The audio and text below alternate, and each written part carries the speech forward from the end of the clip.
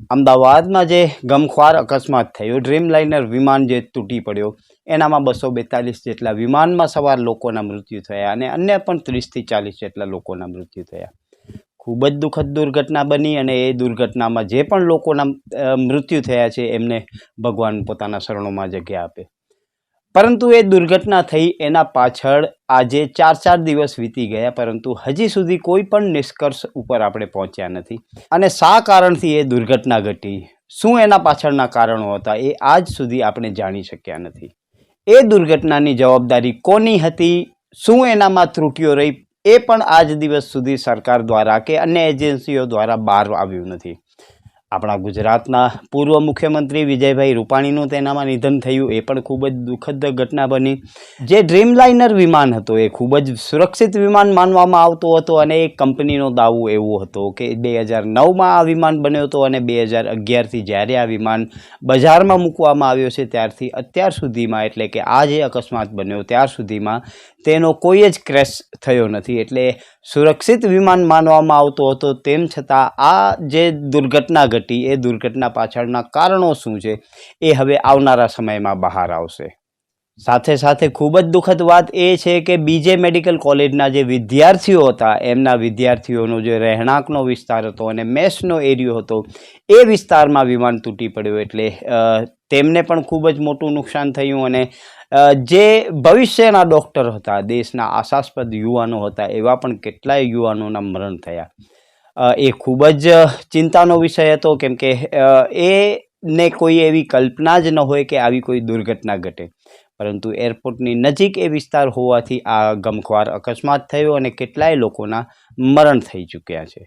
જ્યારે આ બનાવને 4 દિવસ વીતી ગયા, પરંતુ ભારત સરકારે હજી સુધી આ બાબતમાં કોઈ ગંભીરતા દાખવી એવા કોઈ જ ઉદાહરણો આપણી સામે નથી. કેમ કે આટલી મોટી દુર્ઘટના ઘટે, ભારતના નાગરિકોના મૃત્યુ થાય, અન્ય વિદેશી નાગરિકોના પણ મૃત્યુ થયા, પરંતુ આજ દિવસ સુધી તપાસની વાતો થઈ, તપાસની SITની વાતો થઈ, પરંતુ હજી સુધી કશું જ બહાર આવ્યું નથી. એટલે હવે લોકોનો જે ધીરજ છે એ પણ થોડો ખૂટવા આવ્યો છે અને હવે કોતાહલ જોવા મળે છે કે આ દુર્ઘટના ફરીથી ન થાય એના માટે સરકારે શું કર્યું છે અને આવનારા દિવસોમાં શું કરવાની છે.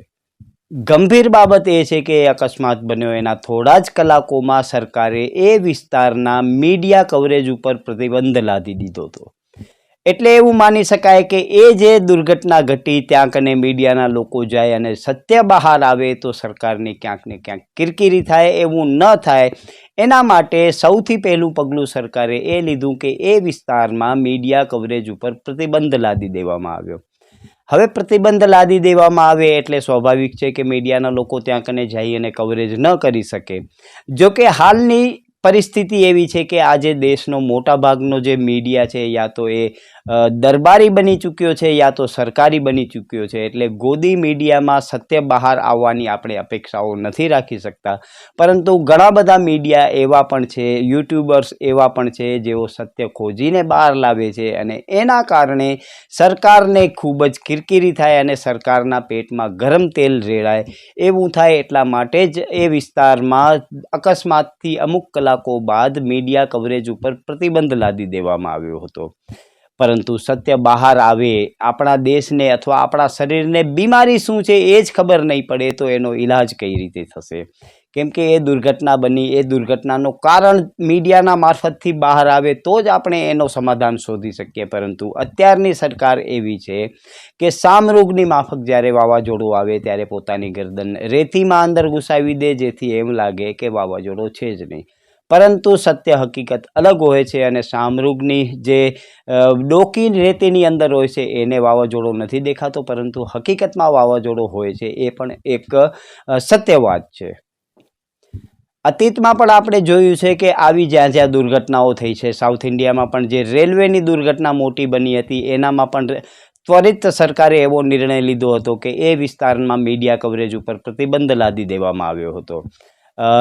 કેટલાય લોકોના મરણ થયા હતા. ખૂબ જ દુઃખદ એ બનાવ બન્યો હતો, પરંતુ તે છતાં એ બનાવની વિગતો બહાર ના આવે એ માટે સરકારે ખૂબ જ મીડિયા ઉપર પ્રતિબંધ લાદી દેતા સત્ય હકીકત બહાર ના આવી અને પરિણામ સ્વરૂપે એવા બનાવોમાં આજે કોઈ જ ઓછપ આવી નથી.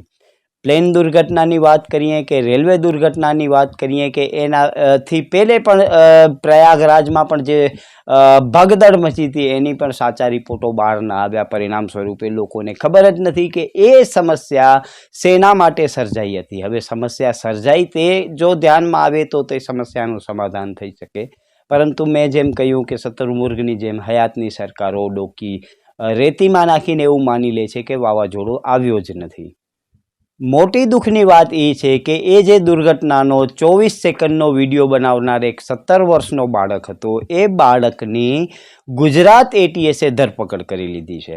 એટલે તમે વિચારી લો કે એક પ્લેન ક્રેશ થાય છે, એનો વિડીયો બનાવનાર બાળક છે, એ બાળક ખૂબ જ મોટો આતંકવાદી હોય એવી રીતે ગુજરાત એટીએસે તેના ઘરેથી ધરપકડ કરી લીધી. હવે એ ધરપકડ કરવા પાછળનું શું કારણ હોઈ શકે એ આપણે તો આવનારા સમયમાં ખબર પડશે, પરંતુ એ બાળકે એવો તો કયો ગુનો કર્યો હતો, એવી તો કઈ આતંકવાદી ઘટના ઘટિત કરી હતી જેના કારણે એટીએસે તેની તાત્કાલિક ધરપકડ કરી લીધી અને એની સાથે લઈ ગઈ. હવે એ બાળકની સાથે શું પૂછપરછ થશે એ તો આવનારો સમય બતાવશે, પરંતુ આ જે કાર્યવાહી છે એ કાર્યવાહી ક્યાંક ને ક્યાંક એવું સૂચન કરી રહી છે કે સરકારને જે મીઠું લાગે એવા તમે રિપોર્ટ કરશો તો તમારે કામ કરવાનું છે, પરંતુ સરકારને આકરા પ્રશ્નો પૂછવાવાળા જે મીડિયા છે, જે લોકો છે, એમની ખેર નથી તેવો આ બનાવ ઉપરથી પ્રસ્થાપિત કરી શકાય છે. આ ઘટના બાદ પ્રસિદ્ધ નૃત્યાંગના મલ્લિકા સારાભાઈએ પણ પોતાના વિચારો રજૂ કર્યા છે સોશિયલ મીડિયાના માધ્યમથી, અને એમણે પણ વેધક પ્રશ્નો પૂછ્યા છે. એ પ્રશ્નોની પણ આપણે ચર્ચા કરવાની થાય. અમદાવાદનો જે ઇન્ટરનેશનલ એરપોર્ટ છે એ મુખ્ય રીતે તો સિટીની અંદર આવેલો હોવાથી જો આવી કોઈ ઘટના બને તો સિટીમાં જો કોઈ પ્લેન ક્રેશ થાય તો ખૂબ જ મોટું નુકસાન થઈ શકે. ત્યાંની પરિસ્થિતિ એવી છે કે એરપોર્ટને અડીને જ અમુક વિસ્તાર એવો છે, ત્યાંના રહેણાંકના વિસ્તાર ચાલુ થઈ જાય છે. જે બીજે મેડિકલ કોલેજ છે એ પણ ત્યાં કને આવે છે, એટલે એ વિસ્તારમાં એરપોર્ટ પૂરો થાય છે પછી કોઈ જ બફર ઝોન નથી. પરિણામ સ્વરૂપે આવી કોઈ જ દુર્ઘટના ઘટે ત્યારે ખૂબ જ મોટું નુકસાન થાય છે.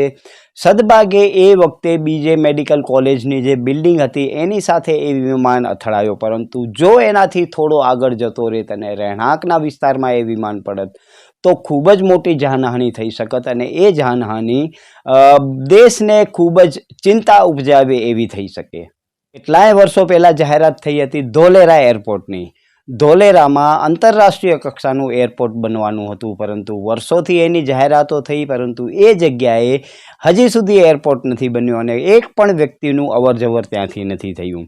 એટલે હકીકતમાં આવી દુર્ઘટનાઓ જ્યારે બને છે ત્યારે આની ચર્ચાઓ થાય છે, પરંતુ જે ઇન્ટરનેશનલ એરપોર્ટ બનવાની વાત હતી એ વાત આગળ વધી નહીં. પરિણામ સ્વરૂપે અમદાવાદની સિટીની અંદરના એરપોર્ટમાં જ અવરજવર વધારે થાય અને આ દુર્ઘટના ઘટી. જો એ જગ્યાએ એરપોર્ટ બની ગયો હોત તો આંતરરાષ્ટ્રીય કક્ષાની જે ફ્લાઇટો છે ત્યાં કને ડાયવર્ટ થઈ ગઈ હતી, એટલે આ એરપોર્ટ ઉપર ઓછું ભારણ આવત અને કદાચ આ અકસ્માતને આપણે ટાળી શક્યા હોત. ડીજીસીએ અતીતમાં આવા ઘણા બધા રિપોર્ટ મૂક્યા છે ગુજરાત સરકારને અને કેન્દ્ર સરકારને. 2018-2019ના વર્ષમાં મલ્લિકા સારાભાઈએ જેનો ઉલ્લેખ કરેલો છે, પરંતુ દુઃખદ વાત એ છે કે એ વખતે ગુજરાતના મુખ્યમંત્રી સ્વર્ગીય વિજયભાઈ રૂપાણી હતા. વિજયભાઈ રૂપાણીએ આ બધી જો વ્યવસ્થા કરી હોત અને ડીજીસીએ માંગણી કરેલી જમીનો આપી હોત, ડીજીસીએ માંગણી કરેલો વિસ્તાર આપ્યો હોત અને એ બધું જો થઈ ગયો હોત તો કદાચ આજે આપણી વચ્ચે વિજયભાઈ રૂપાણી પણ હયાત હોત. એટલે એવું માની શકાય કે આવી નાની નાની જે ત્રુટિઓ છે એ ત્રુટિઓ ક્યારેક વિકરાળ સ્વરૂપ લઈ શકે છે, અને આવી 2, 3, 4 ત્રુટિઓ નાની હોય પરંતુ જો એ સાથે મળે તો ખૂબ જ મોટો અકસ્માત થઈ શકે છે. એ આપણે આ અમદાવાદની વિમાનની દુર્ઘટના પરથી વિચારી શકીએ છીએ.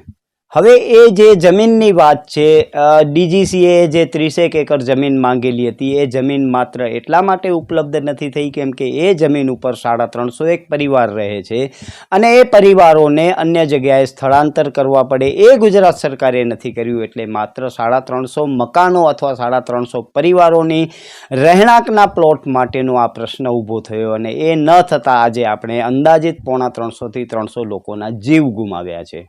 અમદાવાદનો જે આંતરરાષ્ટ્રીય એરપોર્ટ છે, સરદાર વલ્લભભાઈ પટેલ આંતરરાષ્ટ્રીય એરપોર્ટ, એ એરપોર્ટ ઉપર છેલ્લા અમુક વર્ષમાં પેસેન્જરોની તો સંખ્યા ખૂબ વધી, પરંતુ એ જગ્યાએ ઉતારુઓ માટે સુવિધાઓ વધી જ નથી.